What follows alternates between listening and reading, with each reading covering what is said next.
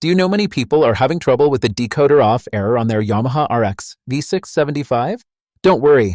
In this video, we'll show you how you do this. Let's start. Step 1. Check connections.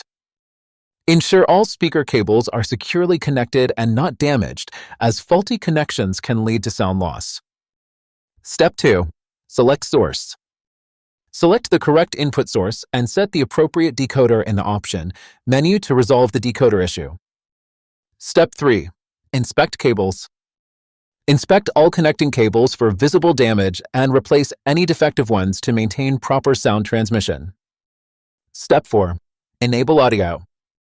Verify that HDMI sources are enabled to output audio correctly through the speaker terminals for optimal sound configuration. Step 5. Adjust settings. Adjust the volume and ensure mute settings are disabled, with audio settings correctly configured in the Setup menu. By following these steps, your receiver should now be working perfectly without the decoder off error. Still need help? Visit our website for the complete manual. There you will also find questions and answers from other Yamaha users. Did you find this video helpful? By subscribing, you help us continue to answer users' questions. So, subscribe to our channel. Thanks for watching and see you in the next video.